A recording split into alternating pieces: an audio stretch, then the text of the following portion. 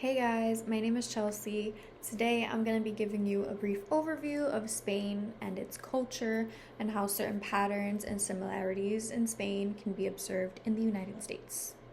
Just to give a brief overview of Spain, it is a country located in southwestern Europe. It's known for its rich history, its diverse culture, and its influence. Its major cities being Madrid, which is its capital, Barcelona, Seville, and Valencia. I hope I'm not butchering any of that. It's Spain's diverse regions such as Catalonia, Andalusia, and Basque Country, and Spain's nickname being La piel de toro, which means the bull's skin in Spanish.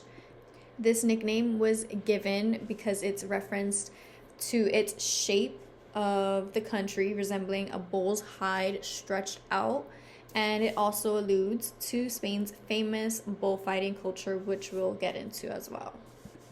Spain has a rich cultural heritage with influences from Marouche, which we know as Muslim, Christian, and Jewish history. They're famous for their art. I'm sure everybody has heard of Picasso. This is the Picasso Museum right here.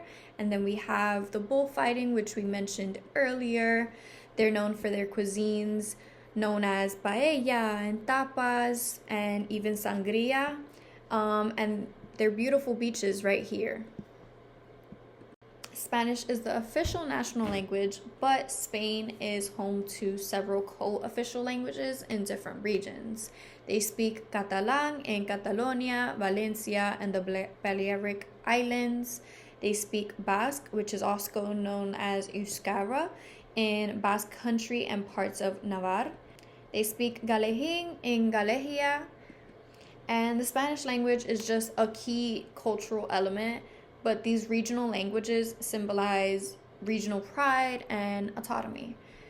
The multilingual nature of Spain reflects the diverse linguistic landscape in the US, where Spanish is the second most spoken language in the country, especially in places such as California, Texas, and Florida. While the US has largely embraced English-only policies, Spain has official recognition of multiple languages, contributing to stronger regional identities.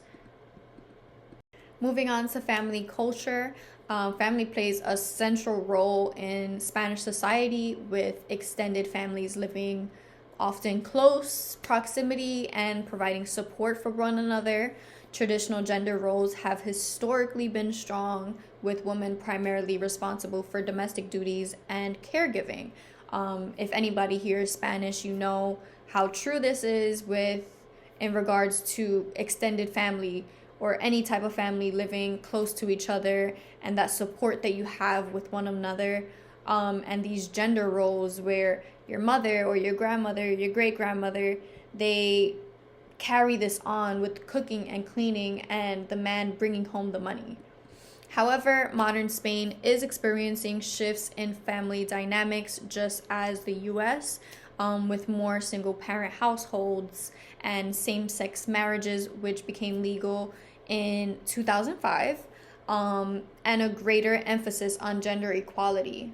Continuing off on that, traditionally Spain had a patriarchal family structure where the father was the primary breadwinner and head of household, while the mother was typically responsible for childbearing and domestic chores, as said before. This extended family model right here, with multiple generations living together or in close proximity, was common in these rural areas. And marriage being a central institution and family life being highly influenced by Catholic traditions. Moving on to government support for these families, Spain has had a strong social safety net, including universal health care and generous paternity and maternity leave.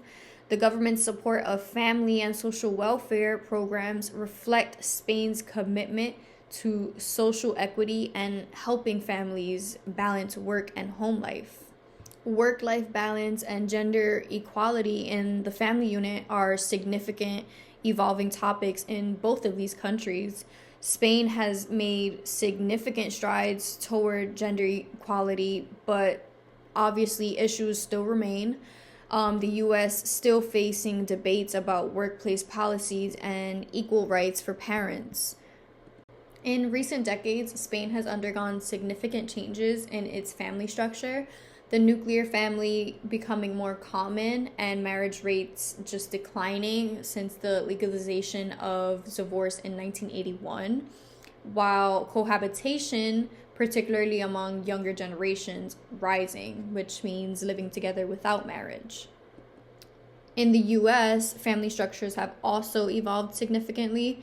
Like Spain, the nuclear family is still prominent but less dominant, with a rise of single parent households and blended families due to remarriages, for example, and cohabitating couples.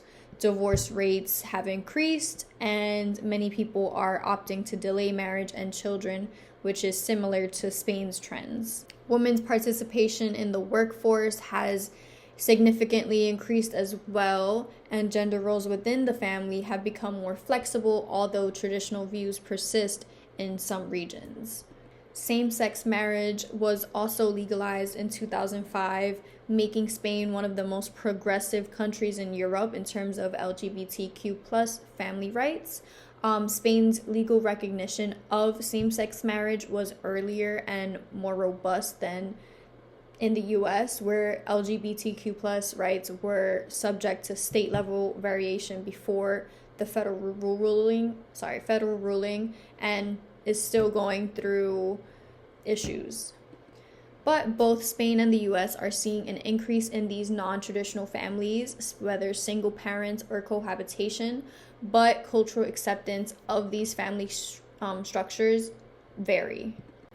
Tying everything together, while both Spain and the United States are witnessing these shifts in family dynamics, there are still marked differences in terms of cultural expectations, gender roles, and government support.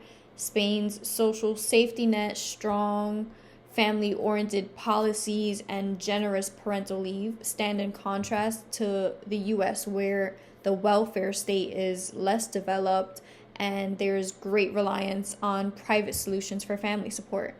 But despite these differences, both countries are continuing to evolve toward more inclusive and flexible family models that reflect a broader social change. Thank you so much, guys. Bye.